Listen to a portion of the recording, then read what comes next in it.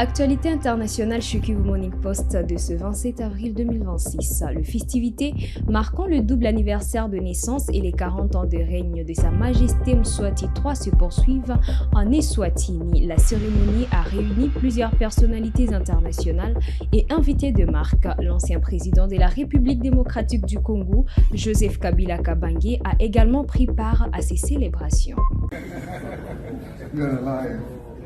Good to see you. Yeah. No, everything is good. L'opposant d'Eli Sesanga accuse le président Félix Tshisekedi de transformer la RDC en dépotoir pour la politique migratoire et sécuritaire des États-Unis. Il réagit à un accord négocié entre Washington et Kinshasa sur les transferts de migrants expulsés du territoire américain. Il met en garde contre un risque d'élargissement du dispositif, notamment à d'anciens combattants afghans. Il est des moments où une nation doit s'arrêter. Regarder la réalité en face et se poser sans complaisance et au-delà des appartenances politiques une question simple. Où allons-nous? Monsieur Félix Tshisekedi, qu'est-ce que les Congolais vous ont fait pour réduire la nation déjà sinistrée en dépotoir de la politique d'immigration et sécuritaire américaine? Aujourd'hui, je prends la parole parce qu'une orientation grave engage l'avenir de notre pays. L'accueil sur notre sol de personnes n'ayant aucun lien avec la RDC, expulsées par les États-Unis dans le cadre d'un accord que personne ne connaît entre notre gouvernement et celui des États-Unis d'Amérique. Comment d'ailleurs est-on passé de l'annonce gouvernementale officielle d'un transfert temporaire d'immigrants en séjour irrégulier aux États-Unis vers désormais une discussion sur l'importation éventuelle des combattants alliés des États-Unis ayant combattu en Afghanistan sur le sol national congolais? Contrairement aux allégations gouvernementales, s'agissant justement des Afghans, ceux-ci ne souhaitent pas retourner dans leur pays, l'Afghanistan. Face au refus du gouvernement américain de les accueillir aux États-Unis, aussi bien sous la présidence du président Biden que Trump, la République démocratique du Congo deviendra pour le coup leur destination finale. Monsieur le Président de la République, d'où tirez-vous l'assurance avec votre Premier ministre ainsi que votre gouvernement que les hommes que les États-Unis, avec la toute-puissance de leurs agences, le FBI, la CIA et leur armée, les Marines, le GIs et leurs multiples forces spéciales, refusent d'accueillir sur le sol américain pour des raisons de menace à leur sécurité nationale? La RDC, avec son administration exsangue, les FRDC, la PNC, l'ANR, la DGM, le Conseil national des cybercriminalités parviendront par magie à gérer comme risque et menace sur le sol national congolais. Regardons notre réalité en face et avec lucidité. Madame la Première ministre, la solidarité ne se décrète pas sur un plateau de télévision au détriment de la souveraineté et de l'indépendance nationale. À l'Est, la guerre continue de tuer. Notre armée, les FRDC sont en peine. Des millions de Congolais sont déplacés, privés de protection, privés de dignité. Dans plusieurs provinces, l'insécurité progresse dans l'indifférence de la justice et de la police et dans la complaisance de notre Parlement. Les Koulouna ont pris le contrôle des quartiers entiers, sèment la terreur et la désolation. Enlèvements, vols, viols sont légion. Les Mobondo et les Mbororo se sont depuis installés. Des groupes terroristes étrangers, comme l'ADF, écument des régions entières dans l'est de notre pays, du Nord Kivu à la province orientale, sans oublier l'Ituri.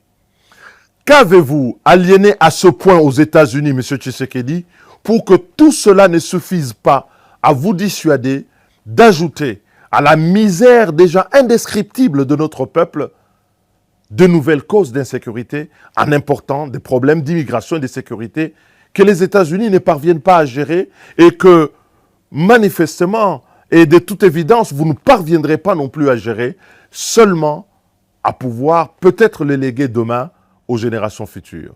Je veux être clair avec vous. Le Congo n'est pas à vendre, ni une poubelle à louer au monde. Arrêtez cette politique, M. Tshisekedi. Revenez au sens de votre serment en ne vous laissant guider pour une fois que par l'intérêt général et mettre toutes vos forces pour maintenir l'indépendance de notre pays. Et pour ce faire, je lance un appel au peuple congolais. Venez au secours de la nation en danger.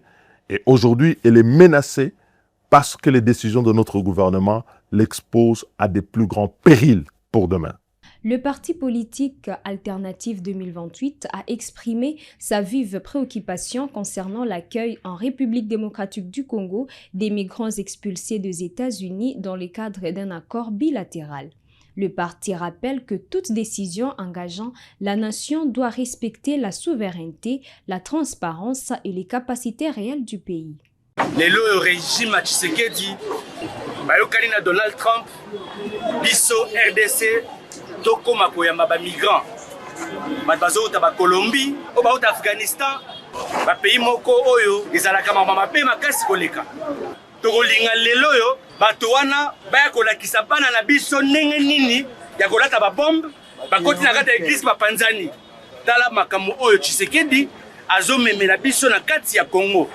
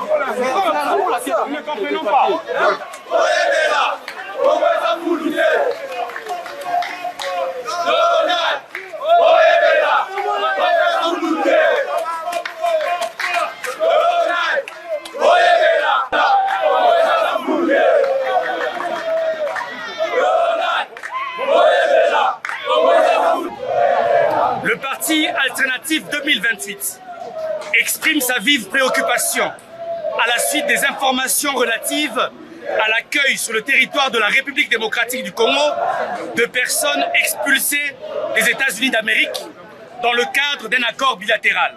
A rappeler que la République démocratique du Congo a, par le passé, assumé d'importants sacrifices humanitaires, notamment lors des crises régionales, en accueillant un nombre massif de réfugiés en 1994. Cette hospitalité a eu des conséquences durables sur la stabilité sécuritaire et humanitaire de certaines régions du pays, dont les effets se font encore sentir aujourd'hui, ainsi que les difficultés de prise en charge des populations vulnérables, y compris les placés internes.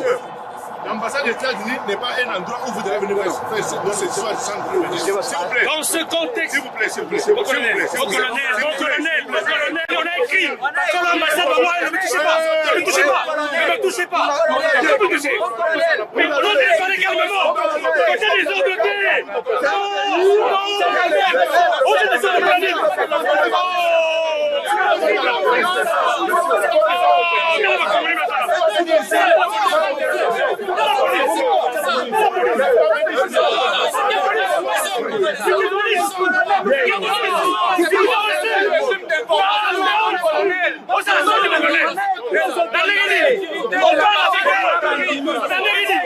Et pourquoi?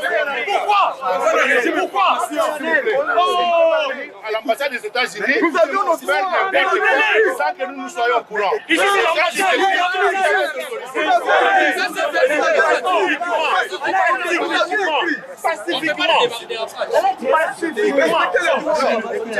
Pacifiquement. Vous aviez écrit. Il a dit c'est les 3 minutes. C'est ça, c'est tout, et on part. Colonel. Écoutez, monsieur. Oui. D'abord, vous parlez avec moi. Vous parlez avec moi. Excusez-moi, je parle de toi. Mon colonel. Nous avons écrit à votre autorité qu'il y a le ministre de l'Intérieur. Nous avons écrit l'autorité là, c'est lui qui m'a envoyé.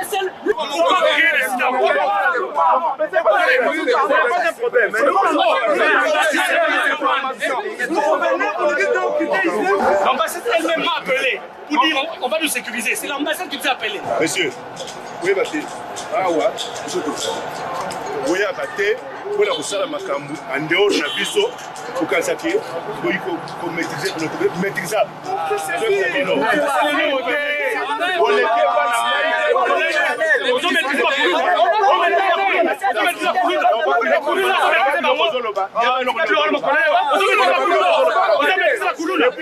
Est-ce que tu maîtrises les Kouloula là? Tu maîtrises les Kouloula?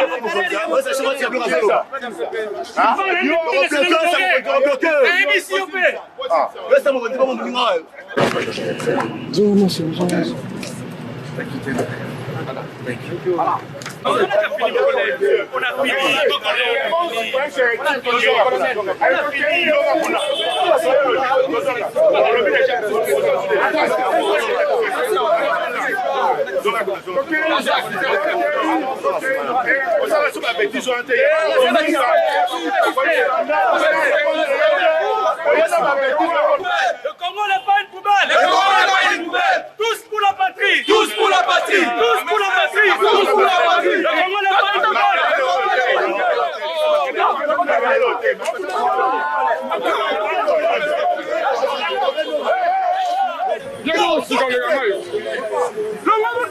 Au Mali, les mercenaires russes d'Africa Corps ont été autorisés à quitter la ville de Kidal par le Front de libération des Lazawad. Le groupe djihadiste et rebelle Touareg poursuivent leurs avancées dans le nord du pays. La rébellion affirme avoir pris le contrôle de Kidal et annonce un accord permettant le retrait de forces russes de la ville. Des cris de triomphe des rebelles du Front de libération de l'Azawad et de leurs alliés les djihadistes du JNIM à Kidal. Dans ces camions, des mercenaires russes d'Africa Corps qui quittent la ville. Après la chute de Kidal, les mercenaires étaient retranchés dans un ancien camp militaire de la MINUSMA. Ce dimanche, les rebelles ont annoncé avoir conclu un accord avec les Russes pour permettre ce départ. À Kidal, ce soir, au moment où je vous parle, elle est totalement libre de toutes les forces qui y étaient. Et RIS, après avoir trouvé un accord qui garantit et sécurise les retraits définitifs de la ville, finalement, on a pu sécuriser les retraits. Et ceux qui restaient parmi les éléments de l'armée malienne qui étaient tranchés dans l'ex-camp de la MINUSMA et aussi les ont accompagnés. Donc, après le combat d'hier, pratiquement aujourd'hui, il n'y a pas eu grand-chose. La ville, elle est libre après d'avoir évacué toutes ces forces ennemies. C'est en 2021 que le pouvoir malien avait fait appel aux mercenaires russes après la rupture avec la France et le départ des troupes françaises. Les mercenaires russes opèrent alors sous le nom du groupe Wagner. Mais depuis la mort en 2023 d'Evgeny Prigojine, fondateur de Wagner, les mercenaires russes au Mali deviennent Africa Corps, des combattants directement pilotés désormais par les services de renseignement russes. Combien sont-ils? Combien coûtent-ils à l'État malien? Les autorités sont peu bavardes sur ces questions. Bamako a même longtemps démenti leur présence avant de parler de partenaires russes. Divers observateurs ont estimé le nombre de mercenaires russes au Mali à entre 1000 et 2000 hommes, selon le magazine financé par l'armée américaine Africa Defense Forum. Dans l'accord initial avec Wagner, en échange de la présence de ses soldats, le Mali versait à l'organisation 10 millions de dollars par mois, tout en lui donnant la permission d'extraire l'or et d'autres ressources minières. Le président Donald Trump et le vice-président J.D. Vance ont été évacués d'urgence après deux coups de feu signalés lors du dîner de correspondants de la Maison-Blanche. L'incident a provoqué un mouvement de panique et une interruption immédiate de l'événement.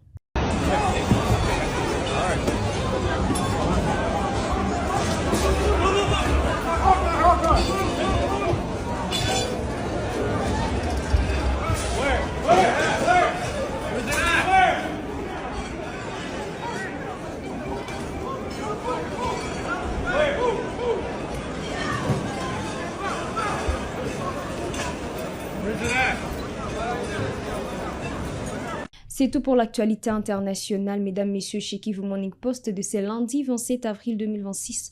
On se fixe rendez-vous pour des prochaines actualités.